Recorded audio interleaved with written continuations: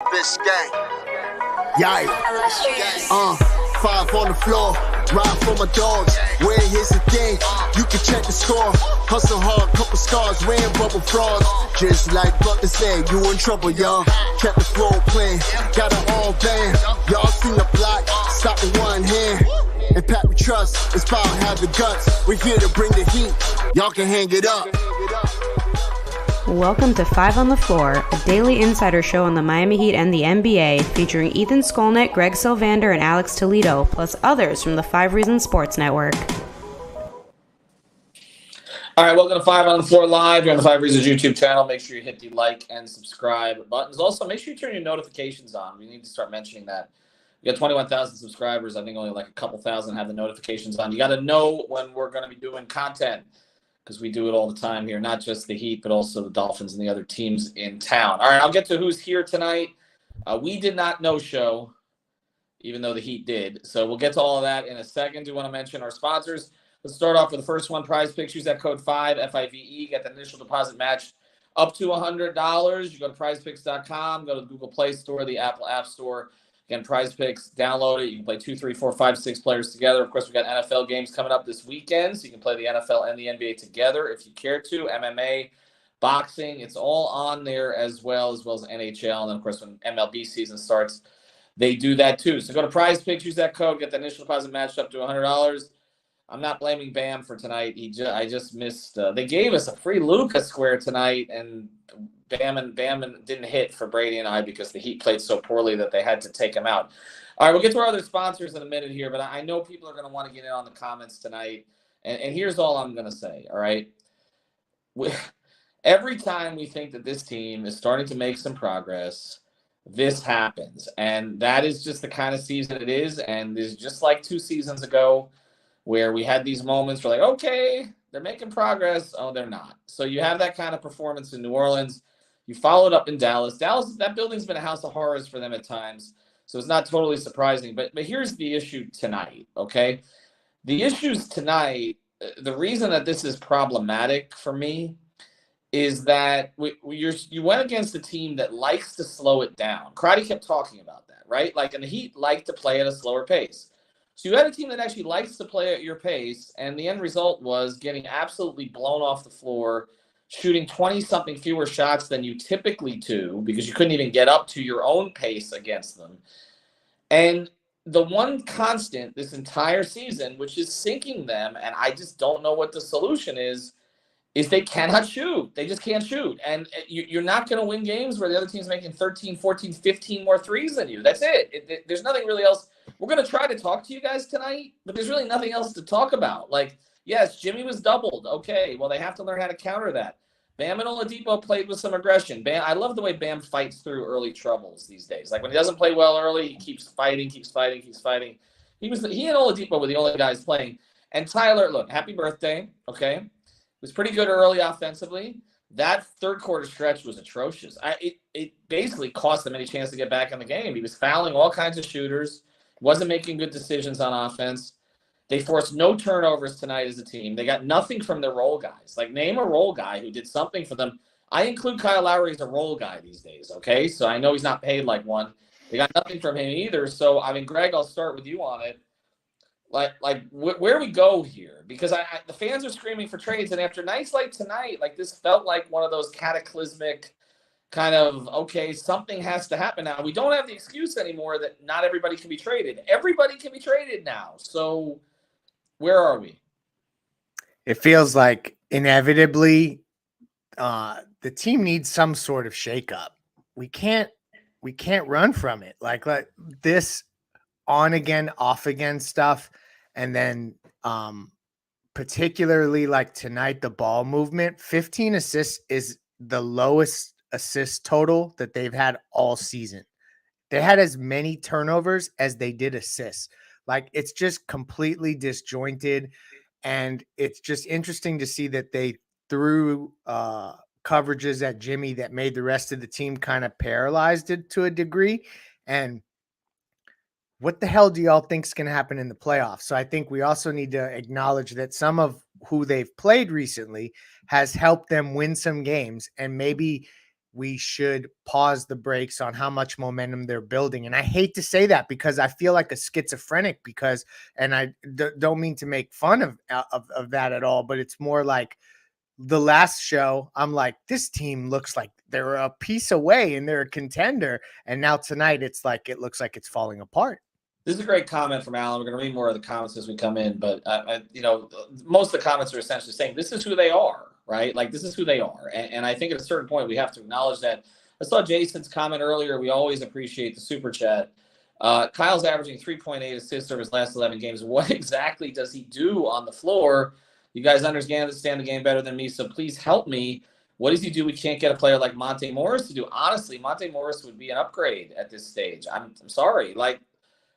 We keep saying this about Kyle, okay? There are just too many games where there's no impact.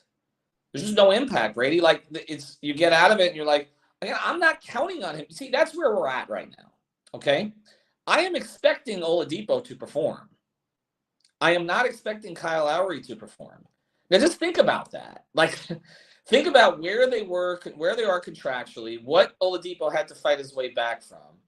The fact that the Heat have basically, we can say that maybe they haven't turned over the keys to Kyle like Toronto have, but they basically told him, run this team to a certain degree in the first half.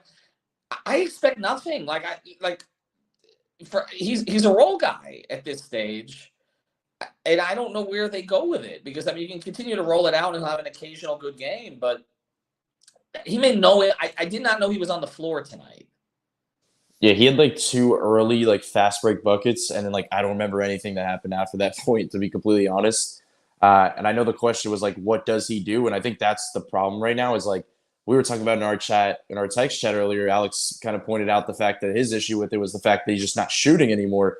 And I think that's kind of a main factor here, where he has 3 attempts. He had the 2 quick shots early in the game, and then he doesn't take a shot the rest of the game. And he's also in an off-ball role.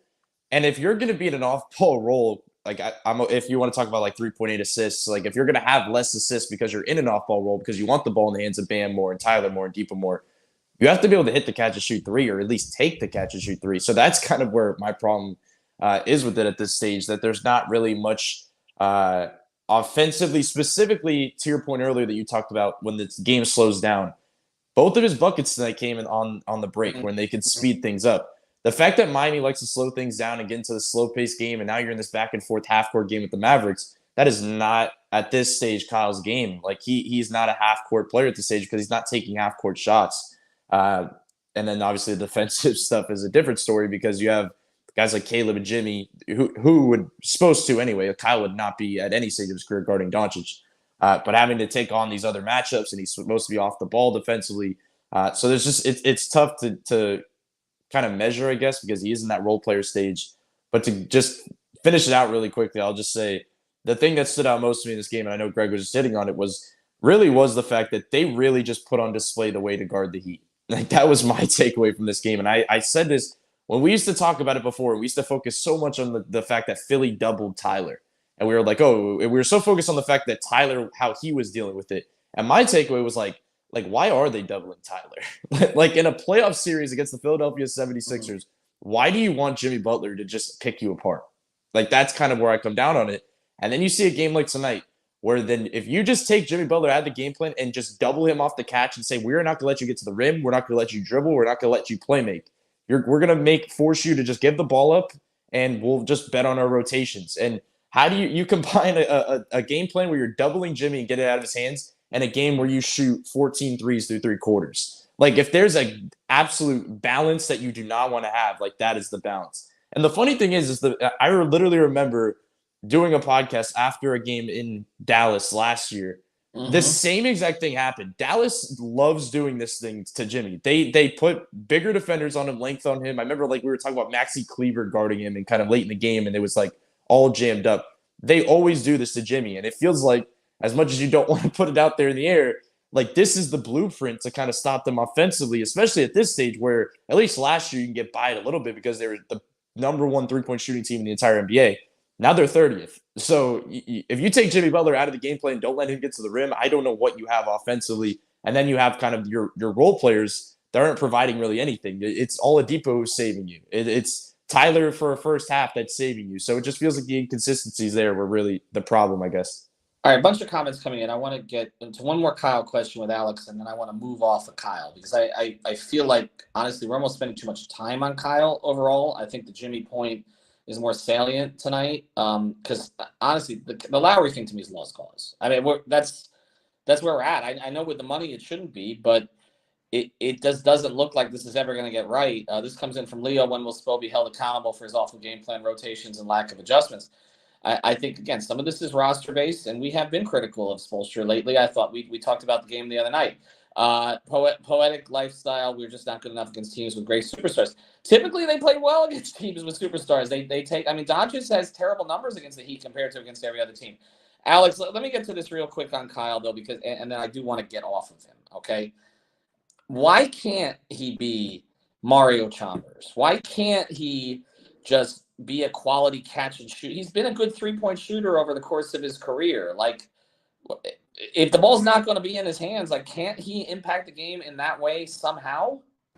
I mean, I think in theory he can. I don't know what's going on with him right now because it felt like even earlier on this season, I was giving him credit for being more willing to launch, especially off the dribble from three. When the shot is there, you don't want him taking bad shots, of course, but I felt like he was showing some of that this season. He played with a little bit more pep in his step, and that's not usually things I talk about. He played with a little bit more verve, but it's just like it looks really different than the way he's playing right now. And even if the role has shifted a little bit, I feel like he's kind of been in this role for most of the season, right? Even with the nuances of it and the fact that they've gone more and more towards the other best players on the team, like he's just not shooting. Like Brady mentioned, it's just he has to be a scoring threat out there. He can't be 5'10" Ben Simmons, just not like with being willing to shoot and only wanting to guard up. And it starts. That's where I start getting a little bit upset when it comes to Kyle, because it's like, whatever, if he has a bad shooting night, he's taking the shots that are there, making the right passes and trying on defense, then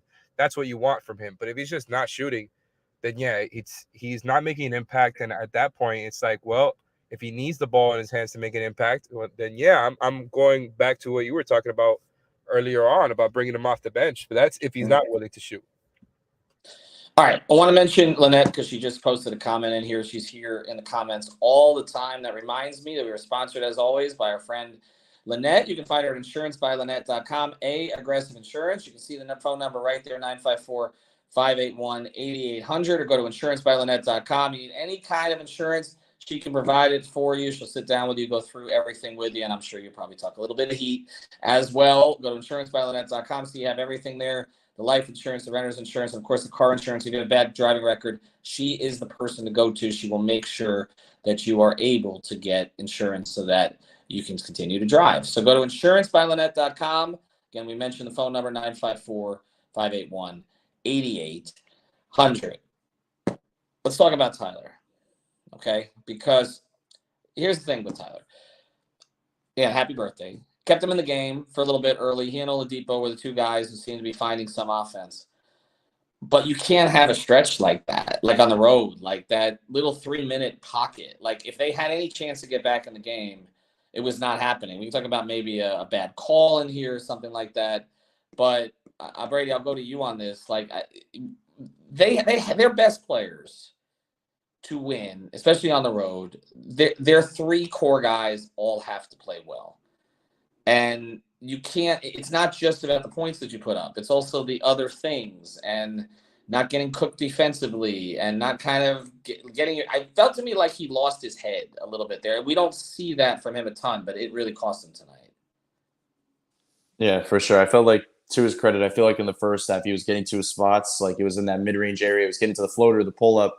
And then that third quarter was just weird because it felt like that the technical, like everything happened at once. Like he was being picked on defensively anyway. Like I always say, you're in a lineup most of the time with Bam, Jimmy, and Depot. So of course they're going to pick on you.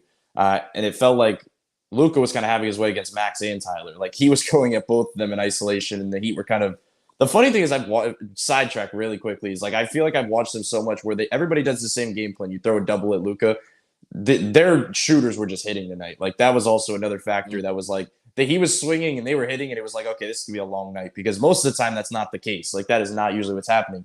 But Tyler was kind of having a rough time defensively, like you would kind of expect, but it was kind of getting to the point where offensively, you kind of wanted more. He has 11 field goal attempts tonight, and I think almost all of those were. I think it was like a good portion of those were the first half. Like, let's just say, like, he wasn't even getting shots up in the second half. There was just not a lot of flow there, and that's where it comes down when you mention the top three players. Like, Bam's getting to the point now where he can kind of get his own shot up consistently, but when Jimmy's consistently getting double off the catch, like I'm saying, that's when it's time for Tyler at this point to go get the ball and go get a bucket. Like, just take over in that way where it felt like he wasn't able to get into that offense. And the big thing for me continues to be now, I think it's over the last 2 games, he's 0 for 9 from 3. The 3-point shooting numbers kind of tailing off is the rough part, because they were collapsing all night, like defensively Dallas was. Like, they were collapsing on Bam to begin this game. That's why he started out rough. That's why he started out the game 0 for 4. They're blocking the paint for Jimmy. Tyler was able to get some in that in-between game, but for the most part, there was an opening on the outside for Tyler to kind of really take off from 3. And at this stage, he's just not really, kind of at this portion of the season, not able to do that. So it was just a weird middle ground right here. It was a tale of two halves for Tyler, but it just felt like on a specific night where it's kind of a sore thumb when Jimmy's not being able to get shots up like he was tonight. So it's just much harder. You know, the thing I noticed tonight, Greg, is that you can tell when this team is flustered, and we'll get to Corbus' comment here in a second. We can tell when this team is flustered when they start missing free throws, because they don't miss a ton of free throws. You're right. Tyler left one short. Bam missed a couple, which I thought Bam was fine tonight. But Bam missed a couple, which you don't see him do that consistently. They just seemed flustered, and I don't know, again, if they were flustered because of the coverages on Jimmy. It feels like a lot of this comes back to that, because it sort of feels like they know they can't shoot now. Like, they're not expecting to come into a game and make 40% of their threes, on high volume. So it's like, oh, they took Jimmy away, and now what? And it doesn't look like they know how to counter some of these things. That's what's frustrating. They haven't been shooting well for like a long ass time now. Like, if we really think back to how long it's been since the shooting took a dip, we're talking the end of last season. So like, then the playoffs, it was Jimmy and individual efforts carrying them to some degree. And like, you can't go a whole season like that. So at some point, like, you become who you are, right? And I hate to say, like, maybe they don't have the shooters. It's like, we have a t-shirt that says we got shooters. Maybe we need to make a new one that says we don't got no shooters. But I hate to just make it that simple, but like, this team is not built to function without it. And I mean, I'm at a loss for words with this group. This is like the weirdest team, because the obvious move here, like to the fan, is take Kyle Lowry and do a big move. And I don't know that that's going to be what the fans get, because I don't know that there's any one thing that can fix this group without the shooting getting fixed. No, I think that's true. I just think what we're kind of seeing is, look, the Knicks played Atlanta tonight. I'm going to read Corbus' comment first. Max was shooting 33% from 3 on the year in the playoffs last season. We have a large enough of sample size.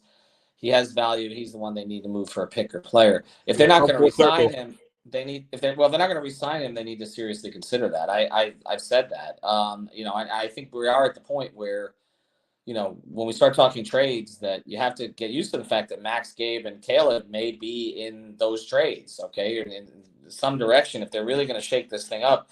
I guess the thing is Atlanta played the Knicks tonight. The Hawks are a little hotter than they were. We saw that. They beat the Knicks tonight.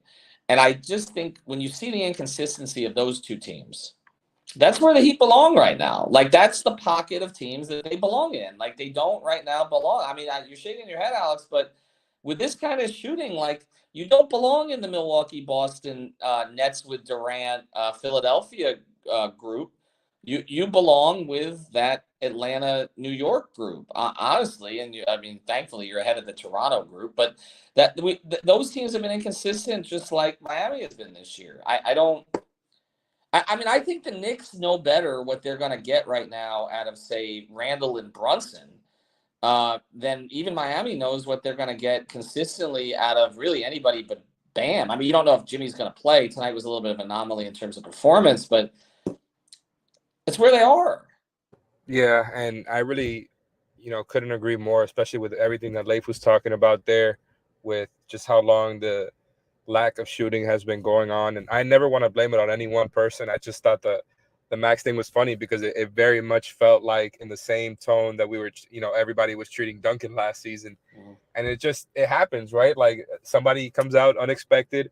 Teams are not really ready for him. The guy is a good shooter. Like I'm not saying he's not, but I think people have scouted what it is that they do with him. And it's kind of, he's going in a similar cycle that Duncan did. And maybe it wasn't all just about mentality. Like there's basketball reasons for it. Like the guy's job is to launch a bunch of threes when it comes to Max Strus.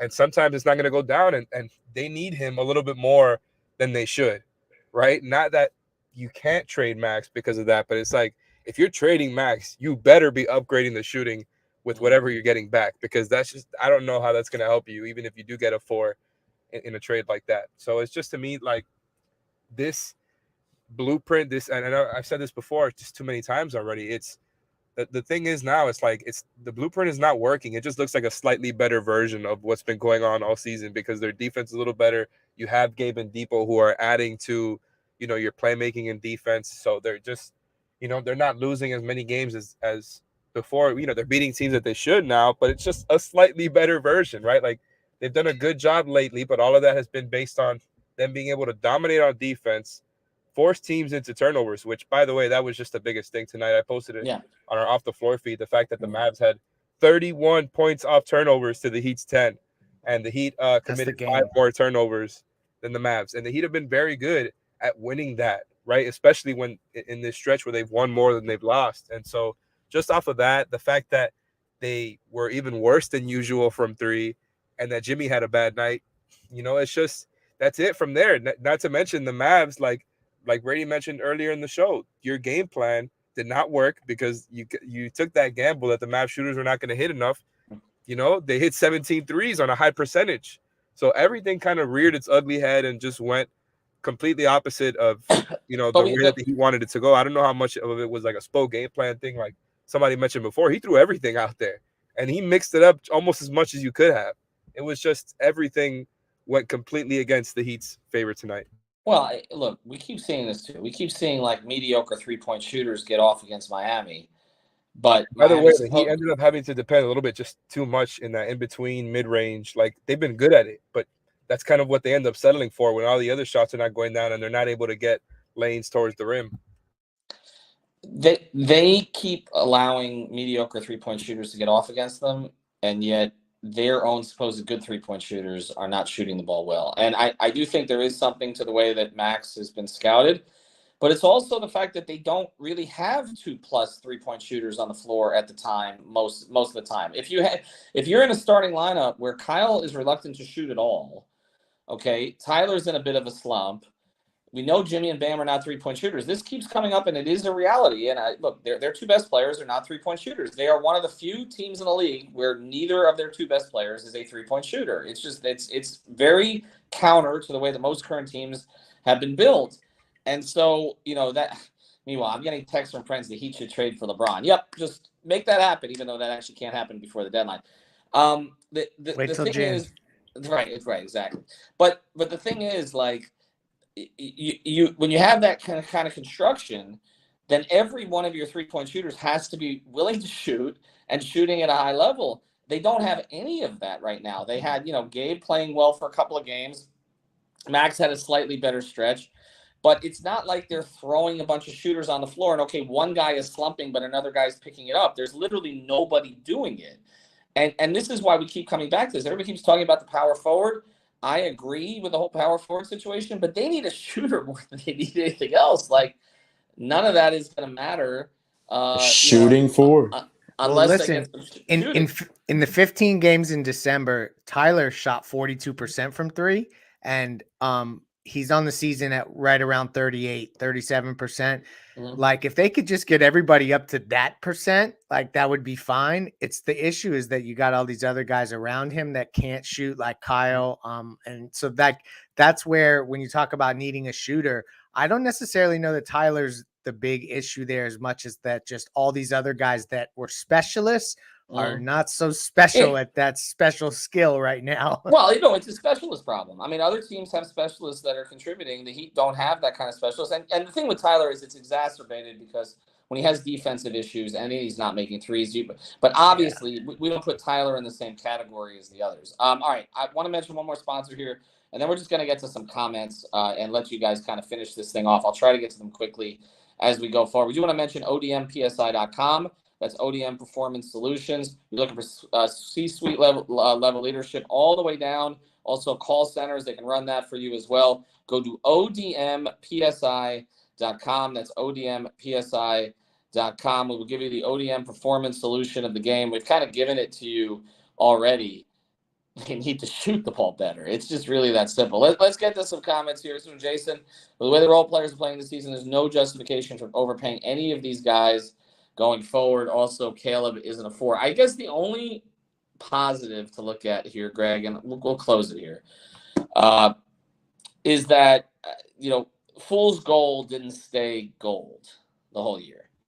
So, in other words, okay, you've already signed Caleb to a contract that would still be attractive to other teams, so you haven't boxed yourself in a corner there. For sure. But now, if you were going to overpay Max and Gabe, you're not going to do that because doing that doesn't solve really any of this team's problems. I'm not saying you wouldn't resign either, but I'm saying you're going to be much more judicious about this than maybe you otherwise would have been. Yeah. And then also, I do think that it's become pretty damn clear that you cannot have Kyle Lowry in the last year of that contract playing at this level next season as a starter. Literally, if he comes to training camp as a starter next year, it's like wave the white flag.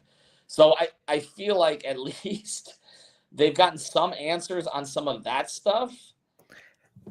And to that point, I feel like, yes, there's been signals that they likely are going to keep what Spo calls the big 4 together through the end of the season. If something pops up, they got to look at it. Yeah, I saw that report today, and I saw people come in with comments about that. And everybody knows the respect I have for Barry as a reporter, and obviously I know how these things work and how they come from the organization. I heard it too. I understand we all heard it. I just think this, okay? I think it is what they have to say.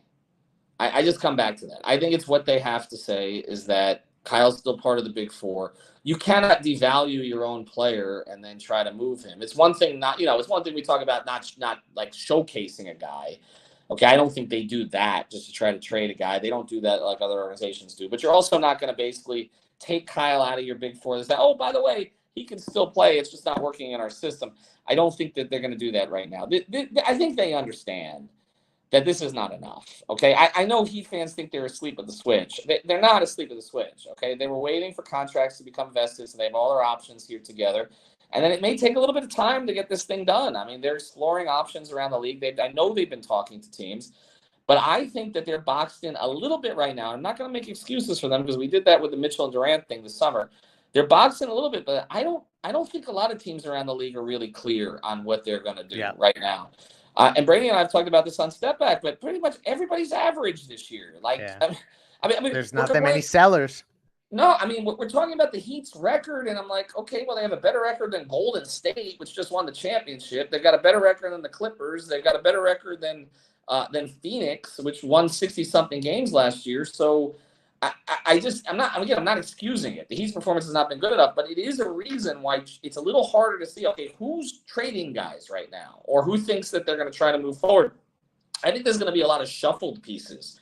Teams that are, they're just maybe they're looking for one position instead of another position. It's not going to be like it's been in past years where it's like, okay, this team's out of it and they're dumping. There aren't that many teams that are out of it. I mean, the Lakers, we say they're out of it. I mean, literally, AD's coming back next week. If LeBron plays at this nuclear level the rest of the year and they add a couple of shooters, I mean, they could win 2 playoff series. So I